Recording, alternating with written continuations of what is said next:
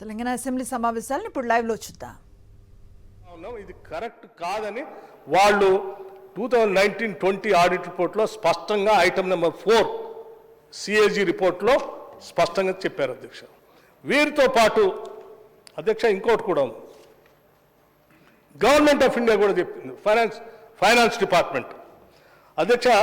Finance department వాళ్ళు ఇచ్చింది 13th April 2022 అధ్యక్ష. దీంట్లో CAG in its report has further observed, copy and close, that state had mobilized off-budget borrowings of 21,802.87 crore during 2020-21 and 1,11,898.69 crore to the end of March 2021 from various banks on behalf of the government, for which principal and or interest would be serviced out of the budget, state budget.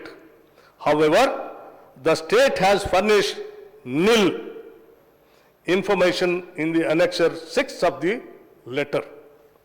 Therefore, it is requested to furnish the details of the borrowings of state public sector companies, corporations, special purpose vehicles, SPVs, and other equivalent institutions where principal and interest are to be serviced out of the state budget and or assignment of taxes, cess, or any other state's revenue in the prescribed annexure 6th.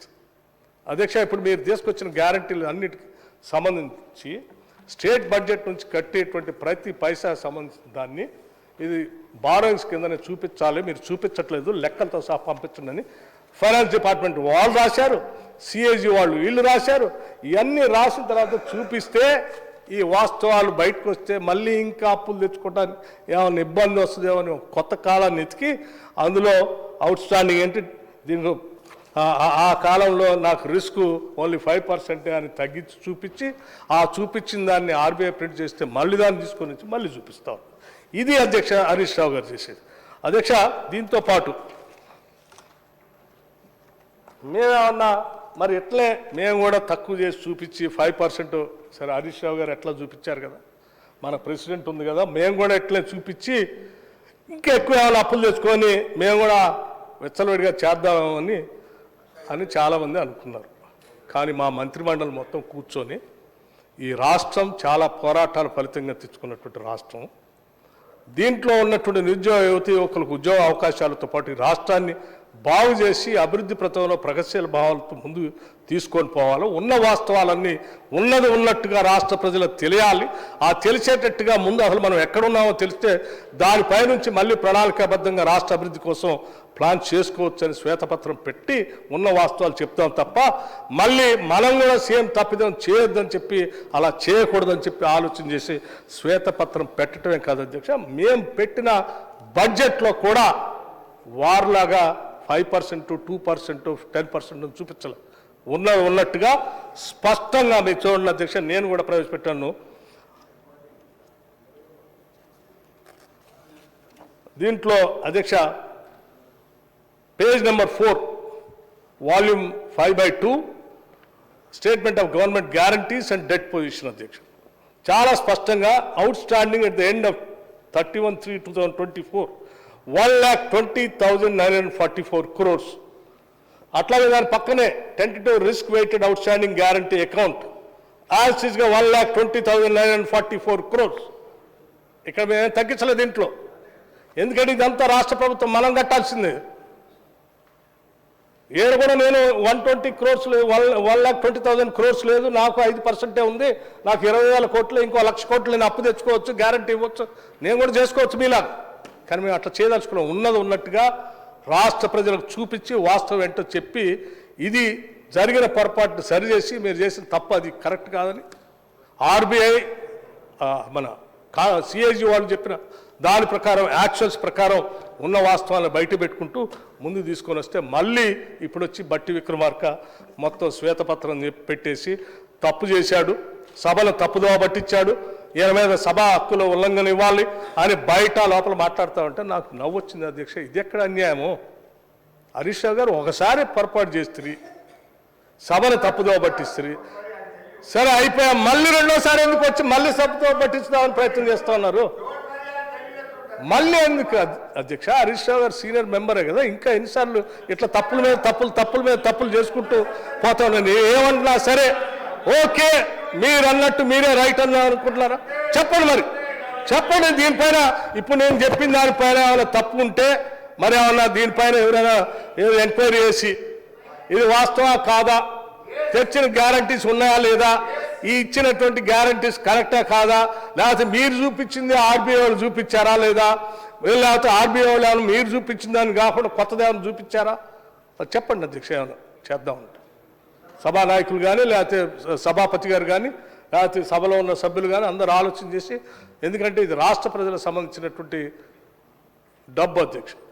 ప్రతి రూపాయి జాగ్రత్తగా మనమంతా ఏంటి అధ్యక్ష, custodians. ఇక్కడ ప్రజలు కట్టినటువంటి డబ్బులు రూపాయి పోగేసి జాగ్రత్తగా ఖర్చు పెట్టేటప్పుడు కానీ చూపించేటప్పుడు కానీ ప్రజలకు జవాబుదారీతనంగా ఉండాలి తప్ప అధ్యక్ష ఈ సభ ప్రజాస్వామ్యంలో ఉన్న వ్యవస్థకి అత్యున్నతమైనటువంటి స్థానం అధ్యక్ష. ఇది ప్రజాస్వామ్యానికి దేవాలయం లాంటిది.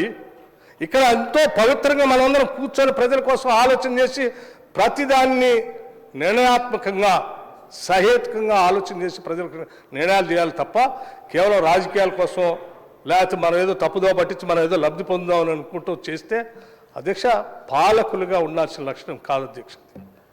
నాకు తెలిసి పాలకులకి ఉన్నత భావాలు ఉండాలి, ప్రజల కోసం ఆలోచన చేయాలి, శాశ్వత ప్రయోజనాల కోసం ఆలోచన చేయాలి, విశాల హృదయాలు ఉండాలి అధ్యక్ష. అలా లేకుండా ఈ రకంగా చేసుకుంటూ పోవటం అనేది కరెక్ట్ కాదు అధ్యక్ష. నేను ఇంకో విషయం కూడా మీ దృష్టికి తీసుకొని రాదలుచుకున్నాను అధ్యక్ష. అధ్యక్ష, ఎఫ్ఆర్బిఎం యాక్ట్ సంబంధించి చాలా స్పష్టంగా చెప్తా ఉంది అధ్యక్ష. ఈ యాక్ట్ ఏం చెప్తుంది? whenever the state government undertakes to unconditionally and substantially repay the principal amount and or pay the interest of any separate legal entity, it has to reflect such liability as the borrowings of the state. As the borrowings of the state. Repay చేసే ప్రతి పైసా కూడా borrowings లాగా reflect కావాల్సిందే అని చెప్పి చాలా స్పష్టంగా FRB act కూడా చెప్తా ఉంది.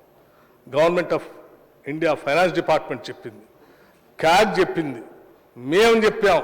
ఉన్న వాస్తవాలన్నీ అన్ని కార్పొరేషన్లకు సంబంధించిన సమగ్రమైన సమాచారం తీసుకొచ్చి సభ ముందు పెట్టాం. ఇన్ని పెట్టి ఆ రోజు శ్వేతపత్రం పెట్టి అంత చర్చ జరిగిన తర్వాత ఒక సంవత్సర కాలం అయిన తర్వాత మళ్ళీ ఒక కాగితం పట్టుకొని హరీష్ రావు గారు సభకు వచ్చి, అయ్యా మీరంతా సభను తప్పుదో పట్టించారు, మీ మీద చర్యలు తీసుకోవాలంటున్నారు. అధ్యక్ష, నేను రెడీ.